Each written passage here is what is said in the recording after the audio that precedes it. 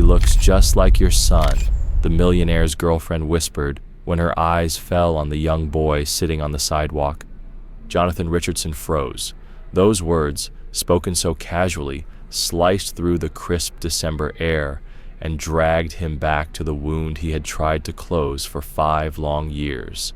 The child couldn't have been more than 10, the same age David would be today. The resemblance was uncanny. The curls, the delicate features, even the way he tilted his head when watching strangers pass. It was as if a photograph had come to life. "Jonathan, are you all right?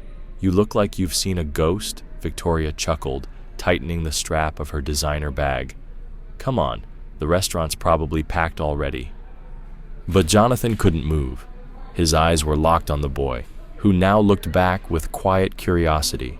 "Sir, do you have some change?" the boy asked, struggling to stand. His oversized clothes hung loosely from his thin frame, and his worn sneakers revealed his toes through holes in the fabric. Victoria stepped back sharply, as if distance could shield her from the sight. "Jonathan, let's go. You know how these kids are. They'll just keep asking." But Jonathan barely heard her. There was something in the boy's eyes, an intelligence, a quiet determination that stirred old memories of David insisting on helping in the kitchen, dreaming of one day wearing his father's chef's apron. "What's your name?" Jonathan asked, ignoring Victoria's protests. "Gabriel, sir. Gabriel Santos." The sound of it hit Jonathan like a wave. It wasn't only the boy's face, it was his dignity, his presence.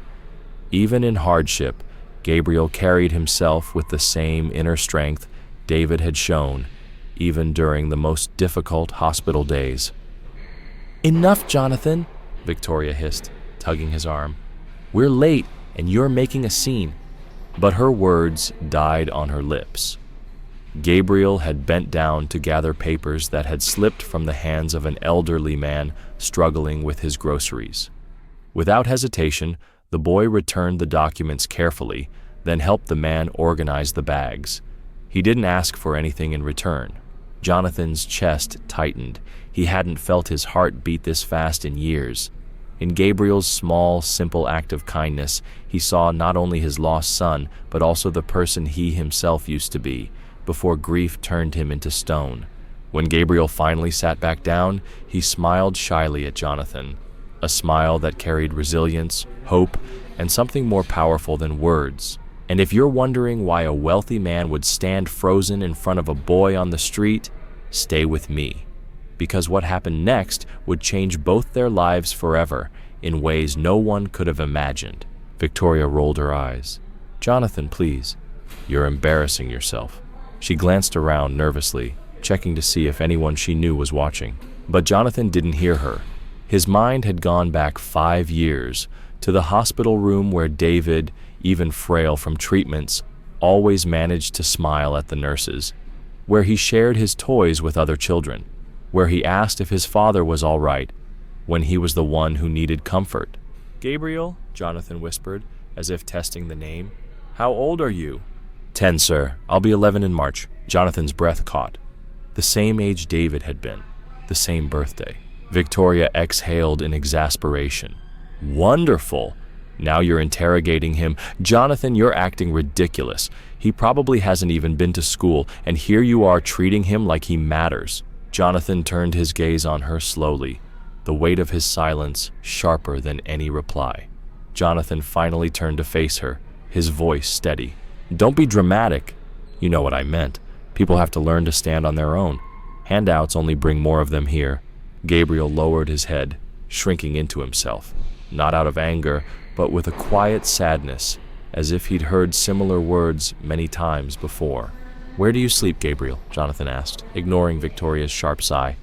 "There's a shelter a few blocks away, sir, but only if there's space. When it's full, I stay here." He pointed to the side entrance of the mall, where a strip of concrete offered little protection from the weather. Victoria folded her arms. "Well, now you know the tragic story. Can we go? Our table was for noon, and it's already past 12. Jonathan's eyes, however, stayed fixed on the boy. He watched as Gabriel carefully gathered the few things he owned, A thin blanket, a battered notebook, and a broken pen that looked like it had been rescued from the trash. The meticulous way he arranged them stirred something in Jonathan. "What do you write in that notebook?" he asked. Gabriel hesitated. I write down things I see, stories I imagine. My mom taught me to write before..." His voice caught. "Before she passed." Jonathan felt his chest tighten. "She was a cleaner. Got sick, lung cancer. The hospital said they couldn't do anything without money. She died 2 years ago." Victoria let out a cold laugh. "Of course. The dead mother tale. Jonathan, he's playing you. It's embarrassing." But Jonathan had been watching Gabriel's eyes, and what he saw there wasn't manipulation.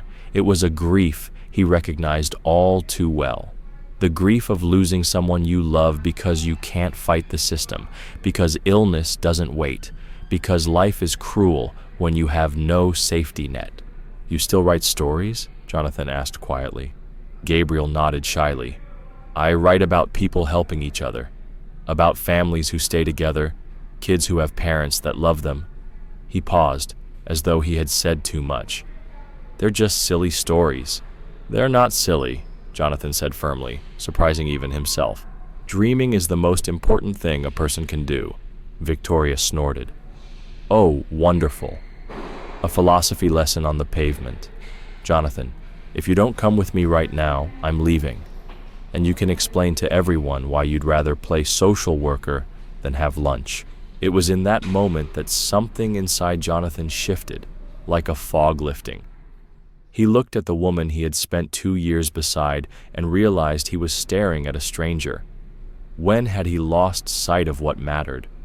When had he buried his compassion so deep he could barely recognize it anymore? Sensing the tension, Gabriel began backing away. "I don't want to cause trouble, sir. Thank you for talking to me. Wait." Jonathan stepped forward, resting a gentle hand on the boy's shoulder. "Have you eaten today?" Gabriel shook his head, embarrassed. Victoria's voice cut sharp through the air. "This is your last warning, Jonathan. Either you come with me right now, or we're finished." Jonathan looked at her, then at Gabriel. And for the first time in years, everything was clear. This wasn't about lunch, or image, or charity. It was about what kind of man he wanted to be. What Victoria didn't know was that Gabriel carried a school ID in his pocket, with grades most parents would boast about, that after days spent trying to earn enough to survive, he still went to night classes, that he had taught himself 3 languages from discarded books, that the scribbles in his notebook were detailed, moving stories, proof of a mind far brighter than anyone gave him credit for. Jonathan didn't know all of this yet, but he could sense it, and his choice in that instant was crystal clear. He turned to Victoria with a calmness she had never seen before, a silence more unsettling than any argument, a stillness that told her she was no longer in control, and that Jonathan had just decided which path he was going to take. "So, our relationship ends right here." Jonathan's voice was calm, almost too calm, as he reached for his wallet. Then he turned to Gabriel. "Would you like to have lunch with me? I know a place that serves the best Italian food in town." For a moment, Victoria stood frozen, unable to process what had just happened. Then her composure shattered. "You're actually choosing him? A complete nobody over me?" Her voice rose sharply. "Jonathan, you've lost your mind. When this little phase is over and you realize your mistake, don't come running back. And trust me, everyone will know the truth. They'll all see the kind of man you really are." She yanked her designer bag into place, her heels striking the pavement like a warning shot. "Enjoy your beggar, Jonathan," she spat before storming off. Gabriel lowered his head, uneasy at being caught in the middle of such bitterness. "Mr. Jonathan, I don't want to cause problems. Maybe I should just go." "No way," Jonathan said firmly, resting a reassuring hand on the boy's shoulder. "Victoria can go. You and I still have something to talk about." A few bystanders stopped to stare as Victoria shouted one final remark over her shoulder. "I hope you are both very happy. When he steals your wallet, remember who tried to warn you." Then she disappeared into the crowd. Jonathan exhaled slowly, feeling lighter than he had in years. It was as though a weight had been lifted. For 2 years he had lived beside a woman whose mask had finally cracked, and for the first time he could see her clearly. "I'm sorry about that, Gabriel," he said. "No one should ever speak to you that way." The boy shrugged with a maturity far beyond his age. "It's all right, sir. I'm used to it. Mrs. Victoria isn't the first person to think like that."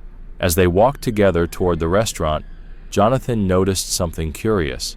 Gabriel's eyes moved from sign to sign, his lips forming the words as though silently practicing. "You're reading them?" Jonathan asked, pointing to the Spanish sign above a nearby taqueria. Gabriel hesitated, then nodded. "It says Casa de la Abuela." It means grandma's house in Spanish. His cheeks flushed slightly. "I taught myself from books people throw away." Jonathan stopped in his tracks, astonished. "What other languages do you know?" "Well, English, of course, and French too. Not perfect, but I can speak a little. I found some old dictionaries and—" Gabriel trailed off, suddenly embarrassed. "Sorry, it must sound strange." "Strange?" Jonathan smiled.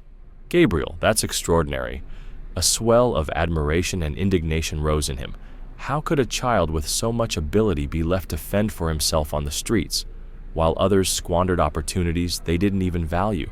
The restaurant they entered was elegant yet discreet, a place Jonathan had visited many times before.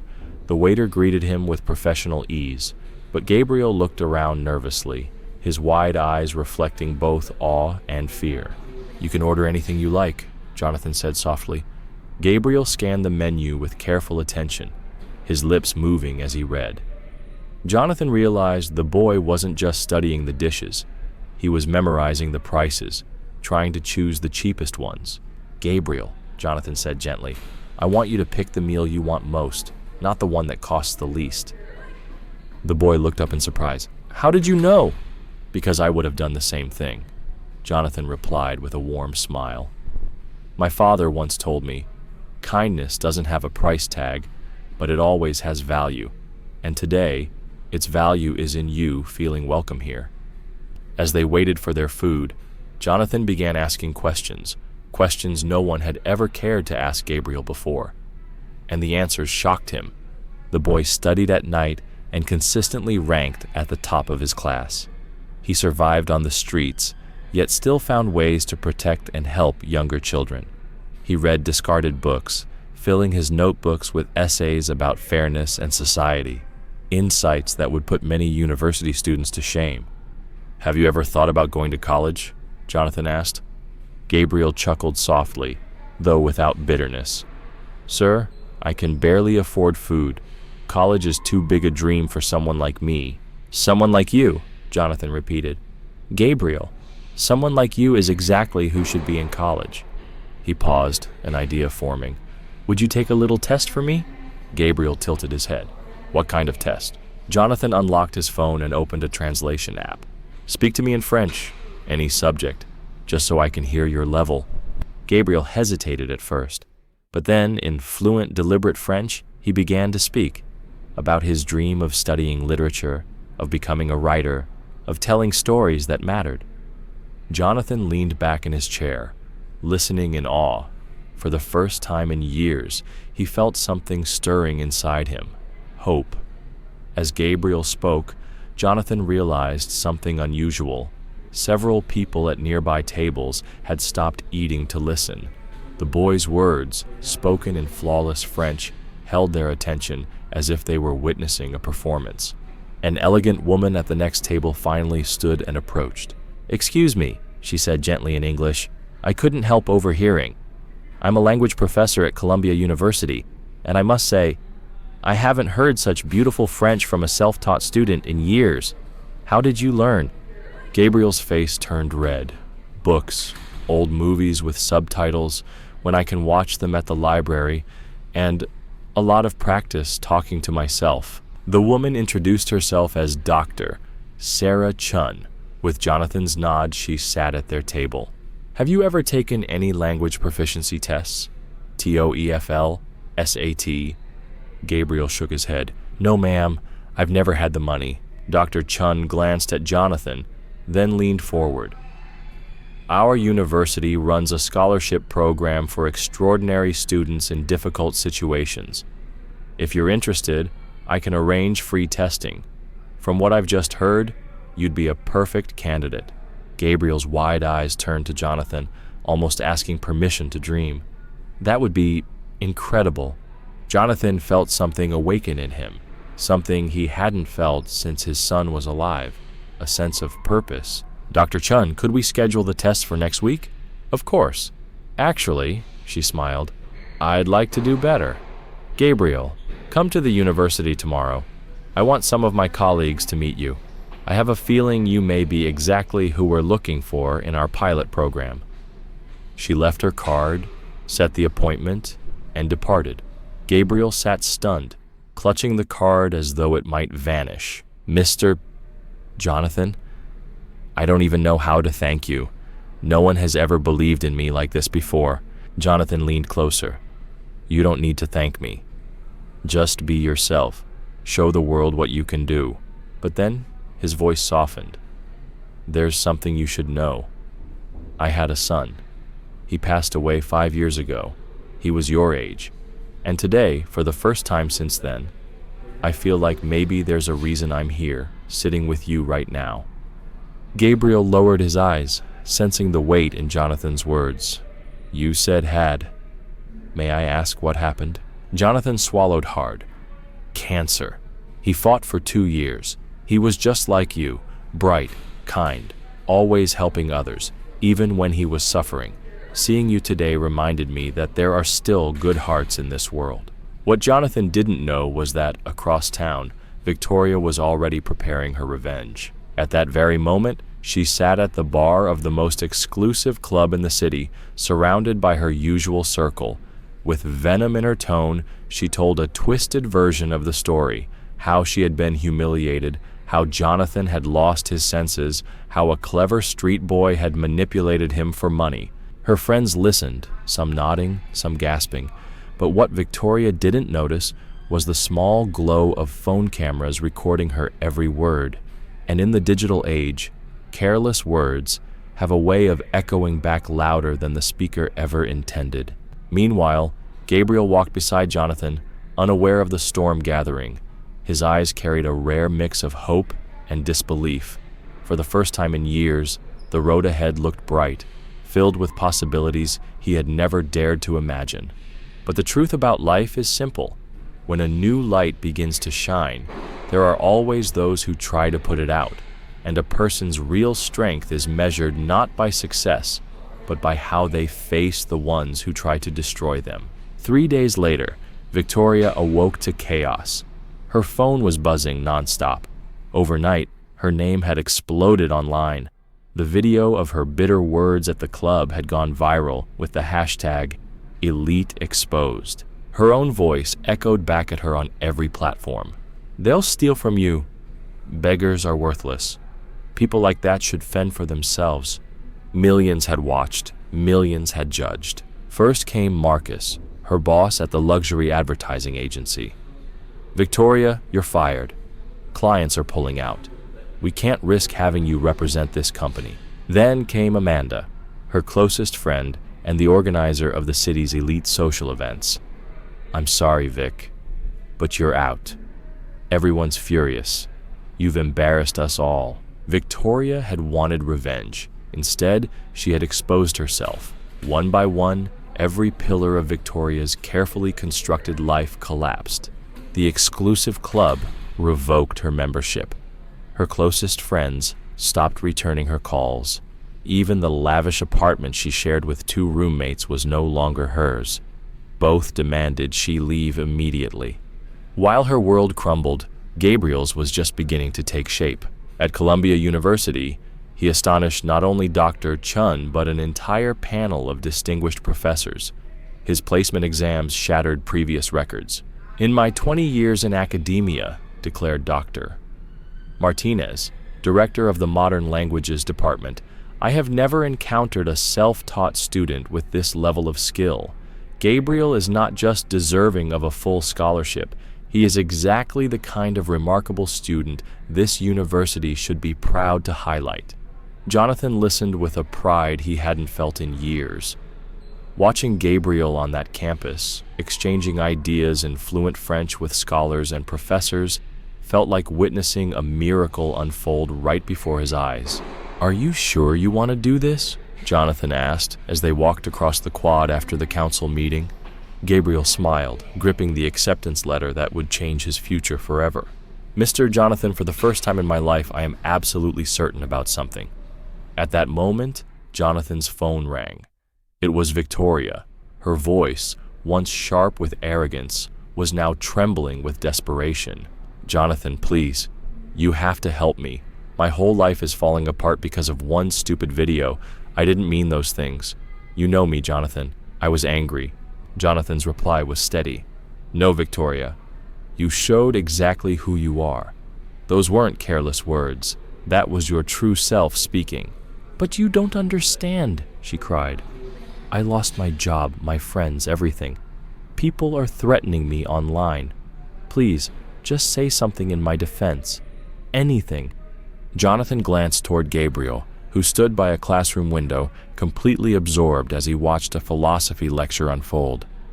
Knowledge, the thing he had fought so hard to reach, was finally within his grasp.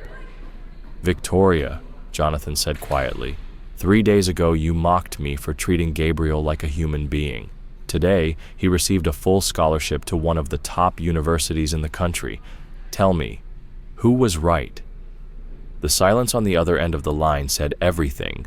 "Your consequences are not my fault, nor Gabriel's," Jonathan continued. "They are the result of your own choices. And for the first time in years, I feel that justice has finally found you." When the call ended, Gabriel approached. Was she asking for help? She was. Jonathan nodded. "But here's the difference between you two. When you needed help, it wasn't because you had harmed someone. It was because the world hadn't given you the chance you deserved." That afternoon, as Gabriel carefully selected his first books at the university bookstore, Victoria sat alone in her empty apartment, staring at the endless stream of online comments dissecting every cruel remark she had ever made. Jonathan, on the other hand, saw his following double after the story spread even further, especially when people learned his role in Gabriel's transformation. But he didn't use that attention for vanity or wealth. Instead, he used his new platform to shine a light on Gabriel and other young talents who had been overlooked by society. "Real privilege isn't about being born with opportunities," Jonathan wrote on his social page, posting a photo of Gabriel studying inside Columbia's Grand Library. "It's about recognizing talent wherever it appears and having the humility to learn from it." When Victoria read those words, the truth hit her harder than she expected. She hadn't just lost a boyfriend. She had lost the chance to grow into a better version of herself. She had chosen arrogance over compassion, and now she was reaping exactly what she had sown. The irony was sharp. While Victoria lost everything by revealing her true character, Gabriel gained everything by simply being who he had always been. Someone who noticed kindness where others only saw differences. Someone who offered hope where others spread judgment. But there was one last revelation, something Jonathan had quietly discovered, that neither Victoria nor Gabriel knew yet. A detail that made this entire story of justice feel almost like destiny. 6 months later, Gabriel stood on stage at Columbia University, receiving the award for Best Freshman of the Year. What had started as a scholarship had grown into something even greater, a foundation created by Jonathan to support gifted young people who had grown up without chances. In the audience, Jonathan sat in the front row, his heart full. He had already shared the secret with Gabriel that morning. The boy had been born in the same hospital, on the same day. at nearly the exact same hour as David. The son Jonathan had lost to illness and the son he had gained from life seemed bound by an invisible thread. "Mr.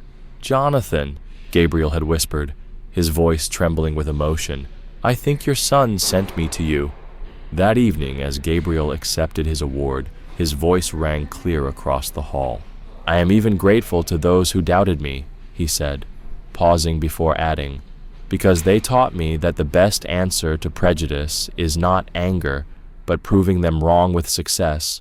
Far away, Victoria closed her laptop in silence. From the tiny apartment she now rented with money from her call center job, she watched the same friends who had abandoned her now celebrating Gabriel, posting photos with him at charity events and calling him an inspiration, the very word she had once used with sarcasm. Jonathan, meanwhile, had transformed his restaurant empire into a company that gave jobs and training to young people from the streets. Gabriel himself went on to graduate with highest honors, becoming one of the youngest lawyers in the country. And Victoria? She continued alone, her downfall not the true story, but rather the backdrop to Gabriel's rise. Because real justice isn't found in someone else's collapse. It's found in the success of the ones they tried to diminish. Gabriel had turned humiliation into fuel.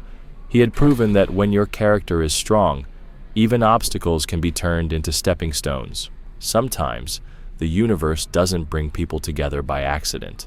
It does so because they need each other to become who they were meant to be. And if you believe kindness always finds a way to triumph over prejudice, don't forget to subscribe and share this story, because more tales like this one are waiting to be told.